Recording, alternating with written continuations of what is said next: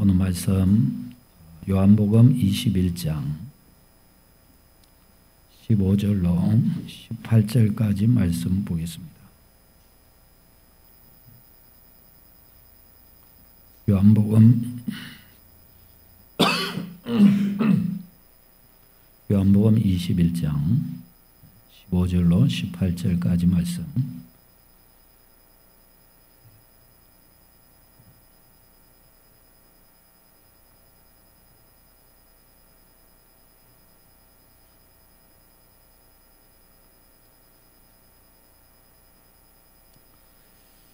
다 같이 읽도록 하겠습니다. 시작. 그들이 조반 먹은 후에 예수께서 시몬 베드로에게 이르시되 요한의 아들 시몬아 네가 이 사람들보다 나를 더 사랑하느냐 하시니 이르되 주님 그러하니이다. 내가 주님을 사랑하는 줄 주님께서 아시나이다. 이르시되 내 어린 양을 먹이라 하시고 또 두 번째 이르시되 요한의 아들 시몬아 네가 나를 사랑하느냐 하시니 이르시되 주님 그러하니이다. 내가 주님을 사랑하는 줄 주님께서 아시나이다. 이르시되 내 양을 치라 하시고 세 번째 이르시되 요한의 아들 시몬아 네가 나를 사랑하느냐 하시니 주께서 세 번째 네가 나를 사랑하느냐 하심으로 베드로가 근심하여 이르되 주님 모든 것을 아시오매 내가 주님을 사랑하는 줄을 주께서 아시나이다. 예수께서 이르시되 내 양을 먹이라. 내가 진실로 진실로 네게 이르노니 네가 젊어서는 스스로 띠뛰고 원하는 곳으로 다녔거니와 늙어서는 내 팔을 벌리리니 남이 네게 띠뛰고 원하지 아니하는 곳으로 데려가리라. 아멘. 아멘. 여러분들을 이렇게 뵙게 돼서 감사하고 또 너무 크고 귀하다. 귀한 자리라는 생각을 새삼 다시 하게 됩니다. 제가 3주째, 4주째입니까? 네, 이렇게 뵙게 되네요. 지난 시간들을 이렇게 보내어 보니까 코로나도 보내어 보고 또 입원해서 계속 있어도 보고 또 지금 우리의 이 시대가 어떤 시대인가를 또 많이 느끼게 되고 또 건강이 얼마나 중요한가 생각해 보게 됩니다.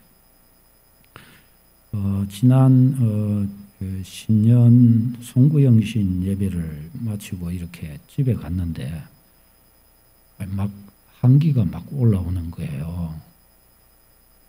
그래서 또 막 열도 또 막 이렇게 차오르는 거예요. 이 소리가 좀 울리네요. 열도 막 이렇게 올라오는 거예요. 그래서 막 해열제 먹고 막 이렇게 하는데 열이 안 떨어지는 거예요. 그래서 또 혹시 코로나는 나았지만은 또 그런 거하고 관계가 돼서 그러나 하고 또 병원에 이게 이 구청 쪽에 이쪽에 연락을 이렇게 했더니 코로나 낫고 나서 2주 동안은 병원 못 간답니다. 여러분 이거 아십니까? 코로나 낫고 2주 동안 조심하셔야 됩니다. 병원에서 안 받아준대요. 그래가지고 갈 데가 없는 거예요. 그러니까 어떻게 해야 되겠냐 그러니까 119 물어가지고 받아주는 병원 찾아보라고 그러더라고요. 그래가지고 받아주는 병원을 찾아보니까 감사하게도 또 저 앞에 춘혜병원에서 받아준다고 그러는 거예요. 그래가지고 춘혜병원에 이렇게 가니까 춘혜병원 좋은 병원 그 춘혜병원이 받아주는 거예요. 그리고 거기 가니까 가가지고 막 이제 해열제 투여하고 하는데 그래도 안 떨어지는 거예요. 안 떨어지고 온몸에 오한이 막 이렇게 있는 거예요. 그래서 막 피 뽑아가지고 이리저리 확인하고 이렇게 하더니 폐혈증 소견이 이렇게 있더라고 그러더라고요. 이 폐혈증이 폐가 안 좋은 게 폐혈증이 아니고 혈관에 혈액 안에 이게 염증이 돌아다니는 게 폐혈증입니다. 그러니까 폐가 안 좋아가지고 폐에서 염증이 피로 갈 수도 있는 문제고, 또 신장이 안 좋아서 또 간이 안 좋아서 그럴 수도 있는 문제고, 어디서든지 어쨌든 그게 돌아다니는 게 폐혈증이에요. 이 폐혈증은 초기에 안 잡으면 중증으로 바로 넘어갈 수 있거든요. 하루 사이에 그냥 바로 그냥 갈 수 있거든요. 그래서 이제 거기에서 그래가지고 바로 항생제를 이렇게 좀 투여를 해 주더라고요. 그러면서 자기들은 호흡기 내과가 없기 때문에 혹시나 모르니까 호흡기 내과가 있는 좀 병원을 찾는 게 좋겠다 그러더라고요. 그래가지고 이제 이리저리 찾다가 온 병원에서 또 받아준다고. 온 병원 좋은 병원. 예, 소리를 좀 잘 받아줘 보세요. 온 병원 좋은 병원. 그래서 또 온 병원에서 또 받아준 거예요. 그래가지고 이제 온 병원으로 이렇게 가가지고 또 거기에서 계속 PCR 검사하고 계속 음성 나오고 근데 계속 아프고 그런 속에서 이제 계속 이 항생제를 어제까지 이렇게 이제 계속 맞았습니다.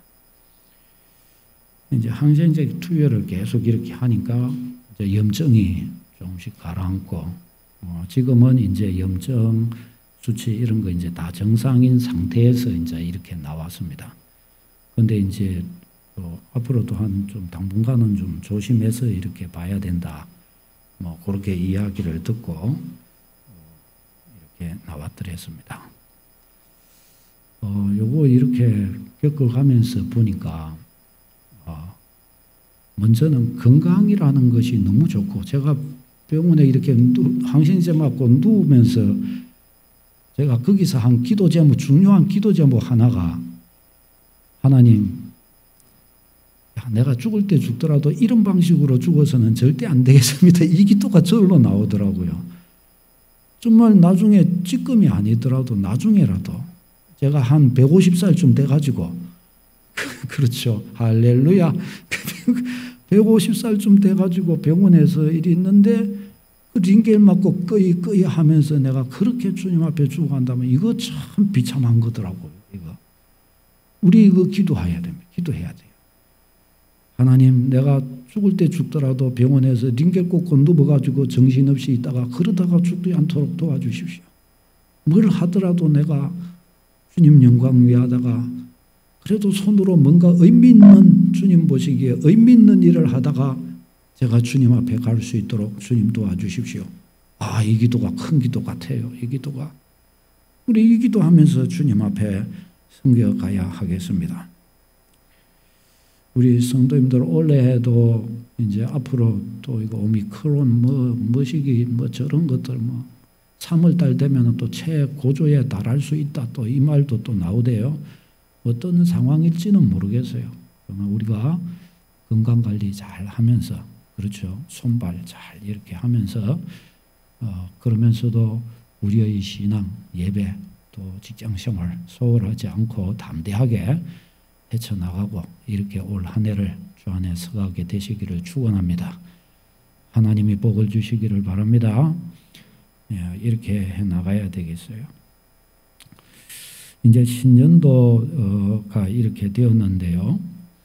신년도 우리가 하나님 앞에서 어떤 모습으로 드려져야 할까요? 하나님은 우리를 향하여 놀라운 계획을 가지고 계신 게 분명합니다. 하나님은 우리를 통해서 뭔가 놀라운 일을 하고자 하시는 것이 분명합니다. 그렇죠? 하나님께서 우리를 통해 뭔가를 이루고자 하시는데 하나님이 우리를 통해 어떤 일을 하나님께서 하고자 하실까요? 오늘 이 본문은 하나님께서 당신의 백성들, 사역자를 통해 일하기를 원하시는데 거기에 있어서 하나님은 꼭 한 가지를 확인하고 일하기를 원하시는 것을 여기서 보게 됩니다. 우리도 오늘 이 말씀을 통해서 올 한 해를 우리가 하나님 앞에 드려지기도 하고 가장 복되고 아름다운 주의 백성으로 서야 되겠는데 주님이 원하고 계시는 알기를 확인하기를 원하시는 이 한 가지를 우리의 삶에 확인하면서 그렇게 섰으면 좋겠습니다. 자, 먼저 2절 말씀에 보면 예수님의 제자들이 갈릴리 바닷가에 이렇게 모인 것을 볼 수 있습니다.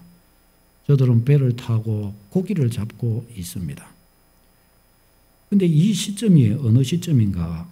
예수님께서 부활하시고 부활하신 자신의 모습을 제자들에게 보여주신 시점입니다. 예수님 부활하신 거예요. 부활하신 자신을 보여주신 시점입니다. 그런데 이런 자리에서 제자들이 갈릴리에 와가지고 고기 잡고 있습니다. 죽었다가 부활하신 바로 그 주님을 저들이 봤어요, 이미. 그런데 저들은 지금 고기 잡고 있습니다. 이게 좀 이상한 측면이 있지요. 부활하신 주님, 그러면 이제는 뭐가 달라도 완전 좀 달라진 거잖아요. 그런데 저들은 다시금 저들의 생업의 터전인 어부의 그 자리로 가 있습니다. 왜 저 자리로 갔는가? 몇 가지 추측할 수 있는 게 있는데, 첫 번째는 예수님을 십자가에 처형시킨 유대인들이 있잖아요. 이 유대인들이 예수님을 죽였다라고 했지만은 예수님 잔당들이 또 있잖아요. 제자들. 이 잔당들을 또 잡아서 또 감옥에 넣고 위협하기 위해서 또 막 다니고 있단 말이죠. 그러니까 이 잔당들을 잡는 유대인들이 무서워서 이렇게 변두리 자기들의 고향 쪽인 갈릴리로 이렇게 왔을 것이다. 이렇게 또 추정이 됩니다. 또 다른 하나는 예수님이 십자가 처형을 당하시고 부활하셨지만 제자들에게 특별한 다른 것을 보여주시지를 않으신 거예요. 하나님 나라의 대단한 특별한 어떤 일, 우리가 해야 할 일이 뭔지, 또 어떻게 할 수 있는지, 권세도 능력도 이런 것도 없는 거예요. 그러니까 어떻게 해요? 할 게 없는 거예요, 소위 말해서. 그러니까 어디로? 자기들 고향으로 이렇게 가고 만 것입니다. 그렇게 볼 수 있어요. 그 다음에 세 번째는 예수님의 명령을 따라 갈릴리에 이렇게 왔을 가능성입니다. 예수님의 명령을 따라. 예수님께서 무슨 명령을 하셨는가?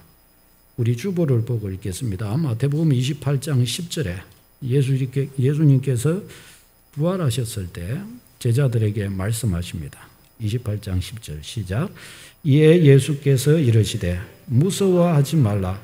가서 내 형제들에게 갈릴리로 가라 하라. 거기서 나를 보리라. 아멘. 무서워하지 말라. 부활하신 예수님께서 가서 내 형제들에게, 믿음의 우리 제자들에게 갈릴리로 가라. 거기서 나를 보게 될 것이다. 거기서 우리 다시 만나자. 예수님께서 제자들에게 그러셨단 말이죠. 그러니까 이 세 가지 중에서 아마도 제자들은 이 예수님의 명령을 따라 갈릴리에서 예수님을 배우기 위해서 이렇게 갈릴리로 왔을 것이다. 이것이 아마 좀 더 타당해 보입니다. 고린도전서 5장에 보면 예수님께서 500여 형제들에게 일시에 자신을 보이셨다 말씀을 합니다. 고린도전서 5장 4절 6절 주보를 보고 읽겠습니다. 시작. 장사 지낸 바 되셨다가 성경대로 사흘 만에 다시 살아나사 게바에게 보이시고 형제에게 오후에 500여 형제에게 일시에 보이셨나니. 아멘. 12제자들에게 보이셨죠. 그 후에 500여 형제에게 일시에 한 번은 한꺼번에 보여주셨다. 자기를 그렇게 말씀을 합니다. 그러면 이 500여 형제에게 한꺼번에 자신을 보여주신 때가 언제였을까요? 근데 이게 추정하기로 이때가 바로 갈릴리에 제자들을 모으시고 여기에서 제자들에게 말씀하시면서 이들에게 보여주셨다. 이렇게 많이 추정을 합니다. 이 갈릴리 여기에서 500여 형제들이 뵀을 것이다 라는 것입니다.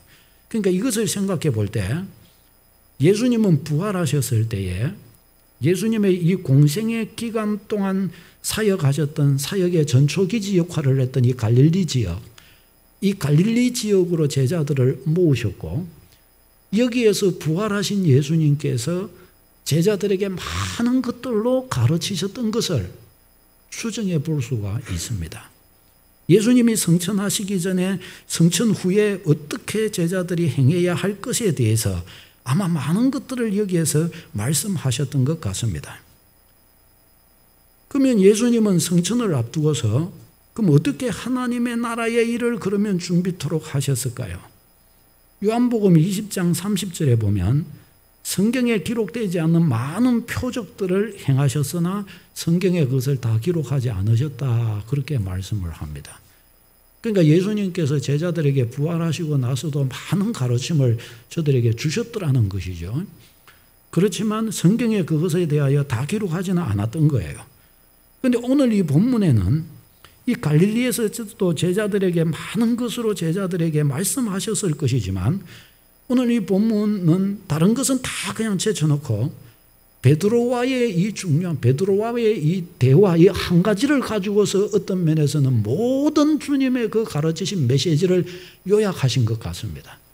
베드로와 나누신 이 한마디의 이 대화 속에서 모든 주님이 승천하시기 전에 주신 그 가르침을 요약하시는 것 같아요. 그런 측면에서 이 말씀이 너무나 중요합니다. 그러면 주님께서는 베드로와의 대화 속에서 무엇을 말씀하셨습니까? 이제 승천하시고 제자들이 이들을 통하여 주님의 나라가 이루어져 가게 될 것인데 여기에서 주님이 베드로를 향하여 중요한 사실을 확인하는 장면을 볼 수가 있습니다. 주님이 베드로에게 물으신 것이 무엇입니까? 우리가 이것은 너무나 잘 아는 말씀이죠. 15절 말씀에 보면 네가 이 사람들보다 나를 더 사랑하느냐? 주님이 그것을 물으십니다. 이 사람들보다 나를 더 사랑하느냐? 이건 뭐 몇 가지의 의미로 볼 수 있습니다. 이 사람들이 나를 사랑하는 것보다 네가 나를 더 사랑하느냐? 그렇게 볼 수도 있고 이 사람들을 이것들로 물건으로 표현할 수도 있어요. 네가 사랑하는 이런 물건들보다 나를 더 사랑하느냐? 그렇게 또 볼 수도 있습니다. 또 이 사람들이 나를 사랑하는 것보다 네가 나를 더 사랑하느냐? 뭐 그렇게 볼 수도 있습니다. 그러나 중요한 핵심은 뭐예요? 네가 나 사랑하느냐? 그 문제였습니다. 두 번째 예수님의 질문도 16절에 보면 네가 나를 사랑하느냐라고 주님은 또 물으십니다. 세 번째 17절에도 예수님께서는 또 물으시는데 네가 나를 사랑하느냐라고 주님은 또 그렇게 물으십니다. 여기에서 이 세 번의 이 예수님의 이 질문들 각각의 이 의미들을 꼼꼼하게 좀 따져볼 수도 약간의 이 뉘앙스의 차이를 꼼꼼하게 따져볼 수도 있겠지만 여기에서 말씀하신 것의 핵심은 변하지 않습니다. 중요한 한 가지 사랑의 문제였습니다. 사랑의 문제. 네가 나를 사랑하느냐라는 것이었습니다. 예수님의 분명한 의도는 꼼꼼하게 따져보지 않아도 정확하게 나타납니다. 베드로를 향하여 베드로야 네가 나를 사랑하느냐라는 것이었습니다. 베드로 네가 나를 사랑한 게 맞느냐? 진심으로 네가 나를 사랑하느냐? 이것을 주님이 물으신 것입니다. 베드로야 너 나 사랑하느냐? 베드로야 네가 나를 부인하고 네가 나를 저주했던 것을 알고 있다.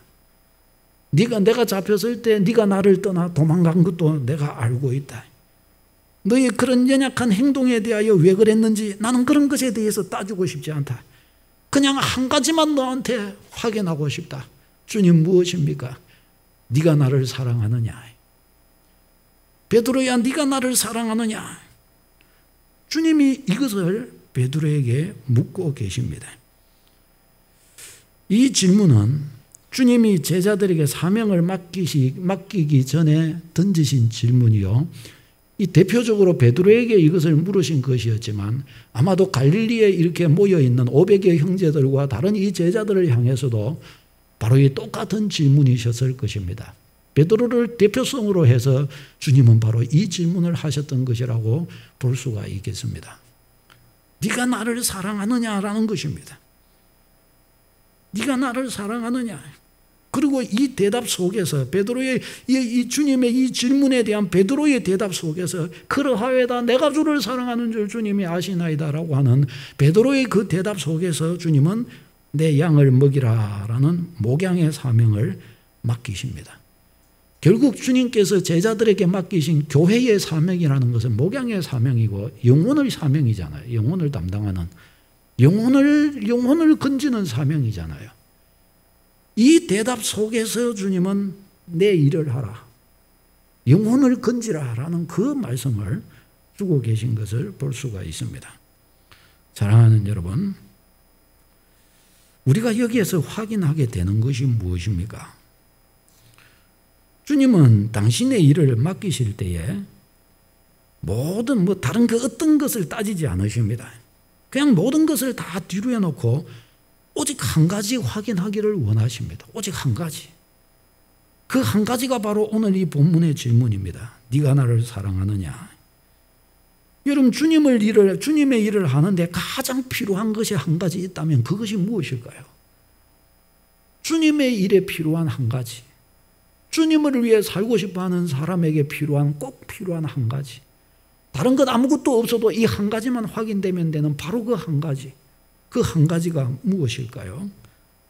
그게 바로 사랑이라는 것입니다. 사랑. 베드로에게 주님이 지금 묻고 계시는 네가 나를 사랑하느냐? 바로 이것에 대한 대답입니다. 네가 나를 사랑하는 게 맞느냐라고 하는 이 대답입니다. 사람들은 이야기를 합니다. 환경이 이러니까 내가 주님을 섬길 수가 없습니다. 환경이 저러니까 주님을 섬길 수가 없습니다. 내 상황이 이러니까 주님을 섬기고자 하나 그것이 잘 안 됩니다. 여러분, 그러나 이런 것들은 마음이 없다는 것을 우회적으로 그냥 표현한 것일 뿐입니다. 여러분, 우리 사랑하는 사람들이 있잖아요. 결혼하고 사랑하는 사람들은 제가 저희 매형 이야기를 잠깐 해야 되겠는데, 저희 매형이 이게 중장비를 이렇게 다룹니다. 그런데 저희 큰 누님이 지금은 나이가 많아서 나이가 많으면은 다 그 얼굴이고 다 그렇지만 젊었을 때는 또 좀 한 인물 한 사람이거든요. 저를 보면은 다 아시잖아요. 거의 진짜 어디 빼놔도 진짜 빠지지 않는. 근데 저희 매형은 뚱뚱하고 그냥 돌쇠처럼 생겼습니다. 아이고, 참, 이 말씀 들으면 안 되는데, 죄송해서. 근데 그 매형이, 저희 매형이 25, 27, 이 정도 때 저희 누님을, 저희 고향에 일하러 왔다가 만났습니다. 근데 그때 그 시절에 그 나이 때는 돈도 별로 없잖아요. 근데 중장비를 다루면 또 돈이 좀 많이 벌잖아요. 근데 그때 저희 매형이 아무것도 없는데 저희 누님을 향하여 얼마나 지극정성을 다 보이는지 말할 수가 없는 거예요. 그래서 나중에 지나가지고 어떻게 해서 그랬느냐 그러니까 모든 돈을 이 여자 한 사람을 얻기 위해 다 투자했다. 어떻게 빚까지 내가지고 어쨌든 묻고 싶은 거 있으면 다 사 먹이고 어쨌든 좋은 거 있다 그러면 다 사주고 신발 사주고 옷 사주고 가고 싶은 데 있다 그러면 다 데리고 가주고 그럼 어떻게 결혼을 했냐? 일단 사랑부터 받아놓고 결혼하자 그래갖고 하자 그러면은 이제 그때부터 이제 결혼 준비를 하는 거고 그렇게 했다고 그러시더라고요. 사랑을 하면은 길이 있습니다. 사랑을 하면. 그렇죠. 사랑을 하면. 이래가지고 막 하는데 이게 어떻고 저게 저렇고 사랑이 없으니까 그만 안 하고 싶은 거예요. 사랑이 없으니까. 사랑이 안 되니까 안 해지는 것입니다. 사랑을 하면은 어떻게 해서든지 다 그게 되는 거예요. 저도 이야기를 그리 많이 하지만은 저희 아내하고 이제 제가 결혼하려고 이렇게 이제 막 애가 달고 막 이러다 보니까 새벽기도 마치면 쫓아가지더라고요. 물론 멀지는 않지만은 저 모라동에서 광안리지만은 새벽기도 마치면 교회 봉구자 끄고 쫓아가는 거예요. 가가지고 많이 보냐 잠깐 보고 오는데 어쨌든 그냥 주여 하면은 그 얼굴이 떠올라가지고 쫓아가서 한번 보고 오는 거예요. 쫓아가서. 그 사랑이라는 게 그런 거더라고요. 사랑이라는 것이. 그 주님께서 제자들에게 물으시는 것은 다른 것이 아니라 네가 나를 사랑하느냐 이걸 주님은 딱 물으시는 거예요. 이것을. 여러분 환경 때문에 주님을 못 섬기는 게 아닙니다. 상황이 이러하고 저러하기 때문에 주님을 못 섬기는 것이 아닙니다. 사랑이 때문입니다. 사랑 때문. 주님을 향한 사랑이 식은 때문이고 주님을 사랑하지 않는 때문입니다. 주님을 향한 사랑이 없기 때문에 그렇게 되고 주님을 향한 사랑이 없기 때문에 주께 관심을 갖지 않는 것입니다. 주님을 섬기는 문제는 환경의 문제가 아닙니다. 오직 한 가지를 주님은 확인하십니다. 네가 나를 사랑하느냐? 네가 나를 사랑하는 것이 맞느냐? 그렇다면 내 양을 먹이라. 그때 베드로도 또한 주여 그러하외다 그렇게 대답한 베드로가 그 모든 그 상황을 뒤로 해놓고 주님의 양을 먹이는 거예요. 주님의 양을. 사랑하는 여러분, 결국 우리가 주님을 섬기는 것은 주님을 사랑함의 문제입니다. 주님께서도 성천하시기 전에 사명을 맡기실 때 다른 것은 다 뒤로 해놓고 오직 이거 하나를 확인하시지 않습니까? 다른 것 없어도 주를 사랑하면 다 할 수 있다는 것입니다. 믿음의 일은 주님 사랑하면 다 되는 문제라는 것입니다. 믿음의 일은요, 실력도 없고 능력도 없고 아는 것이 없어도 주님 사랑하기만 하면은 다 될 수 있는 문제라는 것입니다. 사랑하는 여러분, 여러분에게 이 질문을 드리겠습니다. 주님을 사랑하십니까? 여러분 진심으로 여러분의 구주를 사랑하십니까? 이것에 대해서 2022년도를 이렇게 출발해 나아가면서 이것에 대해서 진지하게 대답하시기를 바랍니다. 이 모든 것들보다 내가 주를 더 사랑하나이다. 여러분 주님은 우리에게서 이것을 확인하기를 원하십니다. 왜 이 사랑을 우리에게서 확인하기 원하실까요? 주님을 섬기기 위해서 필요한 것은 다른 어떤 것이 아니라 반드시 필요한 필수 조항으로 꼭 한 가지, 바로 이 사랑을 주님이 꼽고 계시기 때문입니다. 주님을 향한 사랑만 있으면 다른 것은 아무 문제될 것이 없다는 것이에요. 실력이 좀 부족한 것, 믿음이 또 좀 부족한 것, 내가 좀 초신자인 것, 그런 거 아무 문제되지 않는다는 것입니다. 주님을 향한 사랑으로 무엇이든지 가능하고 주님은 그를 기쁘게 받아 주신다는 것입니다. 내가 주님을 사랑하기 때문에 이렇게도 하고 사랑하기 때문에 저렇게도 하고 그래서 실패도 할 수 있고 그래서 잘못할 수도 있고 그렇지만 주님은 그것을 기꺼이 기쁘게 받아 주십니다. 무엇 한 가지만 확인되면요, 그가 주님을 사랑하는 것만 확인되면, 다 갖춘 것 같아도 주님을 사랑하지 않는다면 그는 주님의 일을 할 수 없습니다. 아니, 주님이 그를 기뻐해 주시지 않으십니다. 주님의 일을 해도 주님이 기뻐하지 않으시는 바에야 주님이 받지 않으시는 거죠. 사랑하는 여러분, 2022년도를 열어가면서 믿음의 사랑을 불어넣으시기를 바랍니다. 여러분의 믿음에 주를 향한 뜨거운 사랑, 순수한 사랑을 불어넣으시기를 바랍니다. 사랑이라고 하는 것은요, 이게 사랑이다, 저게 사랑이다, 어떻게 콕콕 집어서 말하기는 좀 곤란해요. 사랑은 사랑을 해봐야 사랑인 줄 압니다. 아, 내가 주를 사랑합니다라고 하는 것이에요. 먼저 주님의 사랑, 주님을 사랑하는 것과 어울리는 방식의 신앙을 잘 가꾸시기를 바랍니다. 올 한 해 믿음의 걸음을 걸어가며 내가 주를 사랑합니다, 이 고백을 자꾸 하십시오. 그리고 이 고백에 걸맞게 여러분의 신앙이, 삶이 움직이도록 만들어 가시기를 바랍니다. 여러분의 말, 행동, 형제를 대하는 것, 주님을 사랑하는 것에 부끄럽지 않도록 하기 위해 노력하시기를 바랍니다.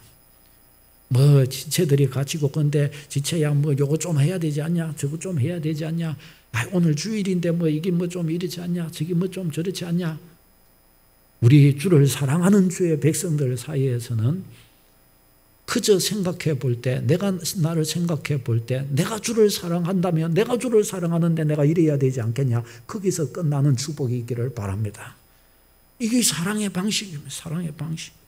두 번째, 오늘 이제 올해의 직분을 이렇게 또 세웁니다. 올해 받은 이 직분이 이제 있습니다. 주님을 사랑하는 그 사랑을 따라 이 직분들을 잘 숨겨가 보시기를 바랍니다.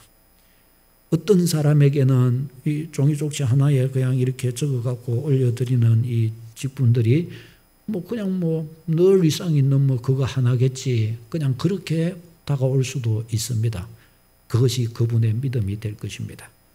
그러나 어떤 분에게 있어서는 이것은 너무나 황금 같은 천금 같은, 나의 구주께서 나에게 내 이름자 하나가 여기에 들어가게 하셔서 내 이름자를 여기에, 내가 주안부가는 사람이었는데 나를 여기에 이와 같이 나를 불러서 주의 나라를 위해 일할 수 있도록 하나님이 세워주셨구나. 이것이 큰 의미로 다가올 수 있을 것입니다. 그가 주를 사랑하는 사랑의 크기인 줄로 믿습니다. 그와 같이 하여 이것 하나하나를 대하여 여러분 섬겨보시기를 바랍니다. 누가 누구를 향하여 네 직분이 이건데 왜 이렇게 안 하냐 저렇게 안 하냐 하나하나 그렇게 누가 말하는 사람은 없습니다. 주님이 내 영혼을 향하여, 성령께서 내 영혼을 향하여 말씀해 주실 것입니다. 얘야, 나는 네가 이렇게 했으면 좋겠다. 얘야, 나는 너를 이렇게 축복해 주고 싶다. 네가 이 일을 해볼 수는 없겠니?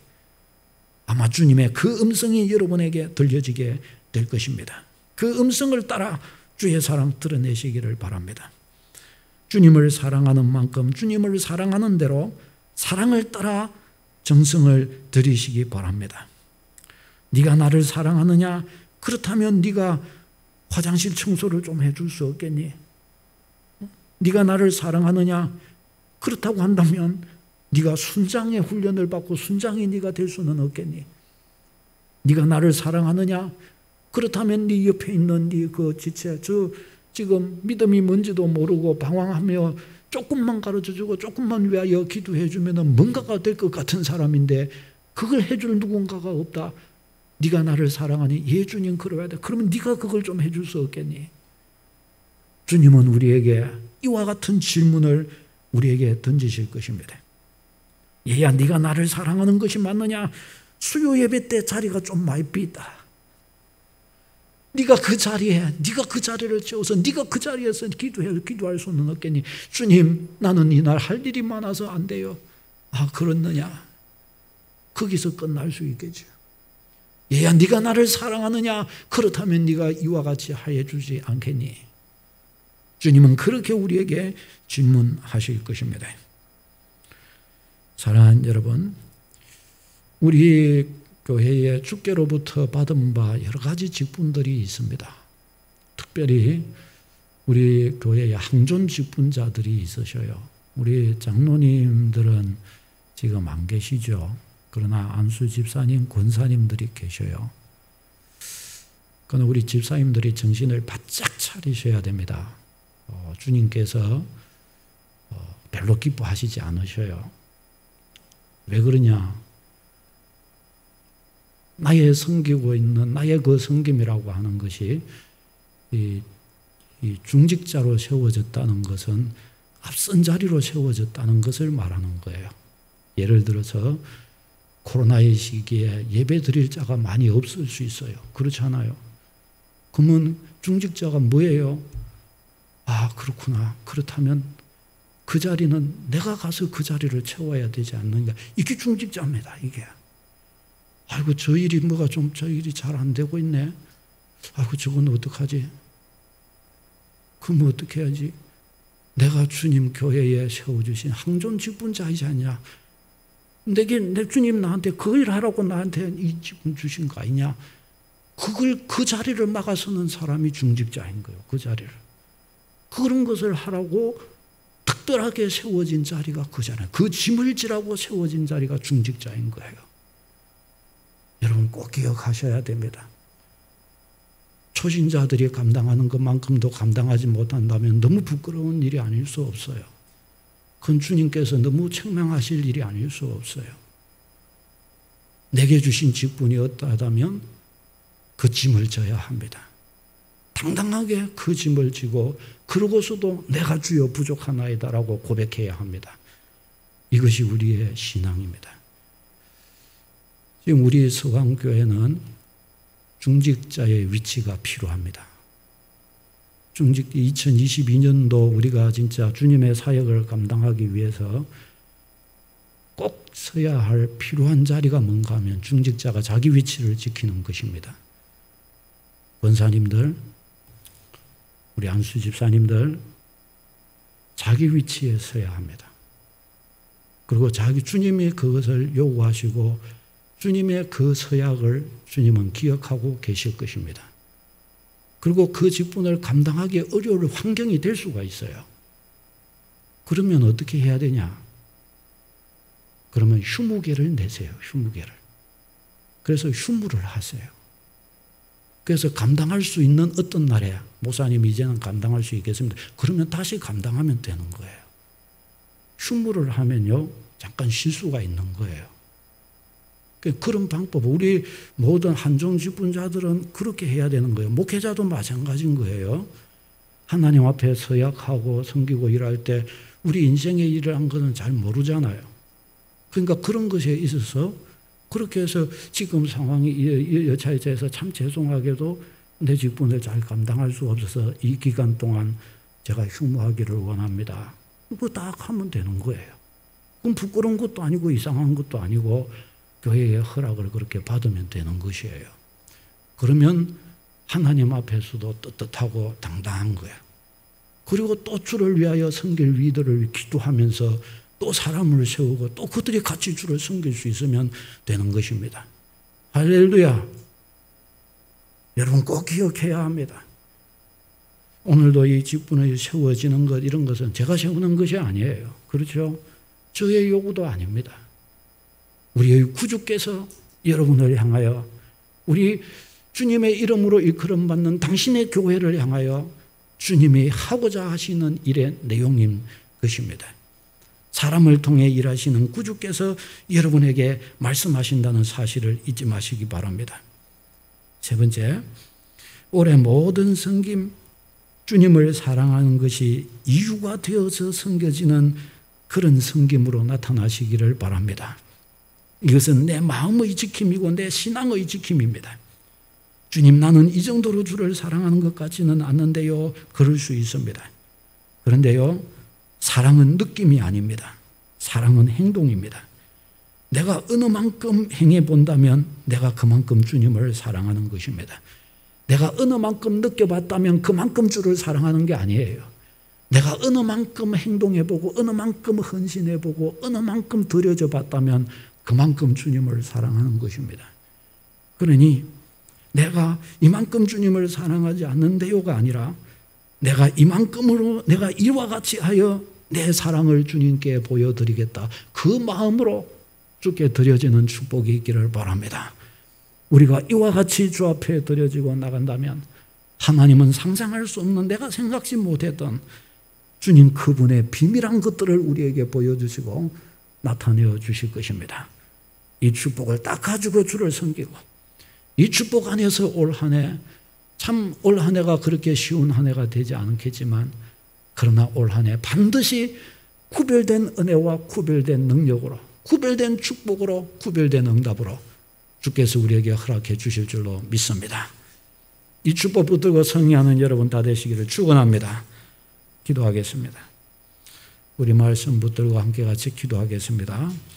주님이 베드로를 향해서 제자들을 향해서 한 가지를 물어 찾으셨습니다. 네가 나를 사랑하느냐? 그렇다고 한다면 이러하라 그러셨습니다. 우리가 주님께 한 가지를 고백하십시다. 주님이 나를 위해 십자가 지셨습니다. 내가 그것을 압니다. 나도 주님을 사랑합니다. 나도 주를 경외하는 백성들 가운데 살고 있습니다. 나도 주를 경외하는 주님의 교회의 일원으로 나도 이렇게 살고 있습니다. 네, 주님을 향한 나의 사랑이 변치 않게 하시고 이 한 해 지나가는 동안에 이것이 열매를 맺어 내 구주를 기쁘시게 해드리게 해 주옵소서. 우리 이런 제목 가지고 다 함께 기도하시겠습니다. 주여, 하신 하나님 아버지, 우리 하나님의 이름으로 선언을 찬양합니다. 하나님, 베드로를 이렇게 부르시고 그가 무슨 일을 어떻게 했는지를 다 아시지만 그런 베드로를 향하여 주님이 말씀하셨습니다. 베드로야, 네가 나를 사랑하느냐? 베드로야, 네가 나를 사랑하는 것이 맞느냐? 주님이 물으셨습니다. 베드로가 그런 주님의 말씀 앞에 주여 고하노라. 내가 주님을 사랑하는 줄을 주님이 아시나이다. 대답했습니다. 하나님, 고백합니다.